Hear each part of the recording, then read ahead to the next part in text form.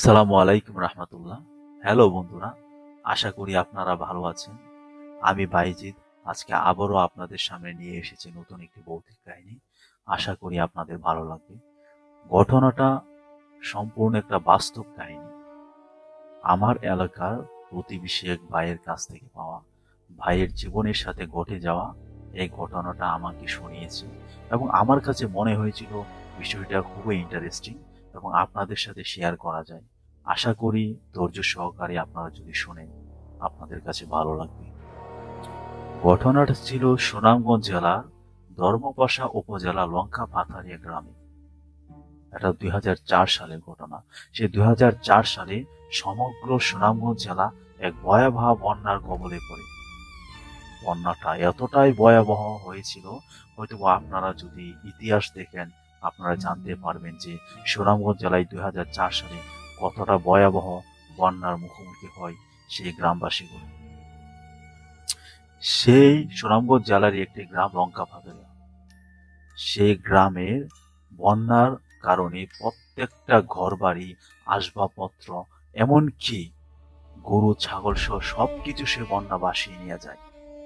শুধু মানুষেরা কোনোভাবে নিজেদেরকে আত্মরক্ষা করে বেঁচেছিল, শুধু তাদের নিজের জীবনটা নিয়ে। সেই গ্রামে তখন আজকে গল্পের যে কথক, আমার যে প্রতিবেশী ভাই, তার বাড়িও সেই গ্রামেই ছিল। হঠাৎ করে তাদের পরিবারে খাদ্যের খাবারের অভাব হয়। সে বাড়ির লোকজন, বাচ্চারা চিৎকার করতে থাকে খাবারের অভাবের কারণে। তখন ভাই সেটা সহ্য করতে পারছিল না, খাবারের জন্য সে ছুটছিল এদিক ওদিক, অনেক অনেক ছোটাছুটি করছিল খাবার কোনোভাবে সন্ধান করার জন্য। কিন্তু হঠাৎ করে সে শুনতে পায় যে তার প্রতিবেশী কোনো এক গ্রামে এই কোনো এক সংস্থা থেকে তাদেরকে ত্রাণ দিচ্ছে। কিন্তু তখন বাজে রাত প্রায় 12টা। তখন ভাই সিদ্ধান্ত নিয়ে আমার পরিবারের মানুষদের মুখে অন্ন তুলে দেওয়ার জন্য যেভাবেই হোক আমাকে সেই খাবার আনতে হবে, সেই ত্রাণ সংগ্রহ করতে হবে।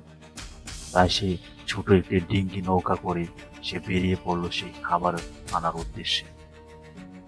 তখন চতুর্দিকে পানি, থই থই পানি, চারিদিকে অন্ধকার, হালকা বৃষ্টি, বজ্র, ঝড়, এসব কিছু উপেক্ষা করেও ভাই চলল সেই খাবারের অনুসন্ধানে। তখন যেহেতু চতুর্দিকে থই থই পানি ছিল, তাই নৌকা চালানো খুব সহজ ছিল। নৌকা যেদিক ইচ্ছে সেদিক দিয়ে নিয়ে যাওয়া যেত। তাই ভাই শর্টকাটে এবং তাড়াতাড়ি যাওয়ার জন্য এক গ্রামের ভেতর দিয়ে নৌকাটা নিচ্ছিল। আর সেই গ্রামে একটি পুরাতন স্কুল ছিল, যদিও স্কুলটি প্রায় ডুবে গিয়েছিল বন্যার পানিতে। অনেকে বলে সেই স্কুলের যে ঘরটা এবং সেই আশেপাশের জায়গাটা এটা নাকি ভুতুড়ে। কিন্তু তখন ভাইয়ের মধ্যে সেই ভূত কিংবা ভয়ানক এসব কিছুই কাজ করছিল না, কারণ তার পরিবারের মানুষরা অনাহারে আছে, তাদেরকে খাবার জোগাড় করে দিতে হবে। সেই জন্য সেই স্কুলের পাশ দিয়েই ভাই নৌকা চালাচ্ছে। কিন্তু হঠাৎ করে সে অনুভব করে যে তার নৌকা আর এগুচ্ছে না। সে যতই নৌকা চালাচ্ছে, কিন্তু তার নৌকার সামনে অগ্রসর হচ্ছে। সে হঠাৎ করে স্তব্ধ হয়ে যায়, কি ব্যাপার, আমার নৌকা কেন আর সামনে এগুচ্ছে না। তারপর আবার সর্বোচ্চ চেষ্টা করে তার নৌকাকে সামনে এগিয়ে নিয়ে যাওয়ার জন্য, কিন্তু কোনোভাবেই পারছে না। ভাইয়ের নৌকা ঠিক একই জায়গায় স্তব্ধ হয়ে দাঁড়িয়ে রয়েছে, স্থির হয়ে। তখন কোনো বাতাস নেই, কেউ নেই, কিচ্ছু নেই, তবু নৌকা চলছে না। ভাই যতই চেষ্টা করছে নৌকা সামনে এগিয়ে নিয়ে যাওয়ার জন্য, কিন্তু নৌকা কোনোভাবেই সামনে এগুচ্ছে না। তখন ভাই অনুভব করতে পারছে, না, আমার সাথে তো অন্য কিছু ঘটছে, এটা তো স্বাভাবিক না। তখন সে নৌকার মাঝখানে গেল এবং মাঝখানে গিয়ে দাঁড়িয়ে তার সর্বোচ্চ গলায় সে চিৎকার করতে লাগলো, বাঁচাও, বাঁচাও, বাঁচাও। কিন্তু পরীক্ষণে কি মনে হলো যে তার কণ্ঠ থেকে কোনো কথা বের হচ্ছে না, তার গলা থেকে একটি শব্দ সে নিজেও শুনতে পাচ্ছে না। অথচ সে তার নৌকা যেদিক দিয়ে যাচ্ছিল তার পাশেই রয়েছে কয়েকটি পরিবার। তাই সেই পরিবারের ঘরগুলো যদিও পানিতে ডুবে গেছে, কিন্তু তারপরও সেই পরিবারের সদস্যরা আছে, সেই ঘরের চালাটা কিংবা মেঝেতে একটু উঁচু করে তারা কোনোভাবে জীবন বাঁচাচ্ছে। কিন্তু ভাই যে এত জোরে জোরে চিৎকার করছে, কেউ শুনতে পাচ্ছে না। এমনকি হঠাৎ করে ভাই অনুভব করলো যে আমার মুখ দিয়ে তো কোনো কথা বেরোচ্ছে না, আমার কথা তো আমি নিজেও শুনতে পাচ্ছি না, এমন হচ্ছে কেন আমার সাথে, কি হচ্ছে আমার সাথে? তখন ভাই হঠাৎ করে লক্ষ্য করে সে অদূর দূরে প্রায় 1 কিলোমিটার দূরে একটা আলোক বর্ষ দেখা যাচ্ছে। একটা ঠিক লাইটের আলো, একটা বাতির আলোর মতো। ভাই সে আলোটাকে লক্ষ্য করে ডাকছে, কে আছো ওখানে? আমাকে বাঁচাও, আমাকে বাঁচাও, আমি অনেক বিপদে পড়েছি, আমাকে বাঁচাও। কিন্তু যতই চিৎকার করছে তার মুখ দিয়ে শব্দ বেরোচ্ছে না। সেটা ভাই নিজেও বুঝতে পারছে যে আমার মুখ দিয়ে তো কোনো শব্দ বেরোচ্ছে না। তখন হঠাৎ করে সে লক্ষ্য করে তার দিকে সে আলোটা অগ্রসর হচ্ছে, তার দিকে এগিয়ে আসছে আলোটা। কিন্তু পরক্ষণে কি ঘটে অন্য ঘটনা।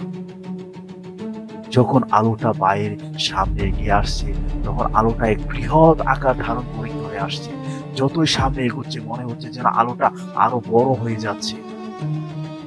এভাবে আলোটা সামনে আসতেছে আর ভাই স্তব্ধ হয়ে নীরব হয়ে দাঁড়িয়ে রয়েছে আর ভাবছে কি হচ্ছে আমার সাথে, কি হচ্ছে আমার সাথে। যখন সে আলোটা আসছে, হঠাৎ করে এক সময় ভাইয়ের কাছে মনে হলো সেটা কোনো আলো নয়, সেটা যেন একটি অগ্নিপিণ্ড, একটি আগুন, একটি আগুনের পিণ্ড যেন ভাইয়ের সামনে, ভাইয়ের কাছে ধেয়ে আসছে। হঠাৎ করে ভাই বুঝতে পারে যে এটা হয়তো বা অন্য কিছু, এটা আমাকে ধ্বংস করার জন্য আসছে কিংবা আমার কোনো ক্ষতি করার জন্য আসছে। যখন সে দিশাহারা হয়ে পড়ে, তখন কোনো কিছু ভেবে না পেয়ে সে পানিতে ঝাঁপ দেয়। সে পানিতে ঝাঁপ দেওয়ার পর সে পানির ঝাঁপের শব্দ শুনে সেই প্রতিবেশী যারা ছিল তারা নৌকা নিয়ে আসে। কি হলো এখানে? প্রতিবেশী মানুষরা যখন নৌকা নিয়ে আসে, দেখে যে একটা মানুষ এই পানিতে পড়ে প্রাণপণ চেষ্টা করছে, সাঁতরাচ্ছে। তখন সেই প্রতিবেশী মানুষরা বাইকে তুলে নৌকায় এবং তাদের বাসায় নিয়ে যায়। পরবর্তীতে বাইকে জিজ্ঞেস করা হয়, কি হয়েছে তোমার সাথে? তখন ভাই বিস্তারিত ঘটনাটা খুলে বলে যে আমার সাথে এই ঘটনা ঘটেছে। তখন সে প্রতিবেশীরা পুনরায় ওই স্থানে যায়, যাওয়ার পরে কোনো আলোও পায় নাই, শুধু ভাই নৌকাটাই পড়েছিল।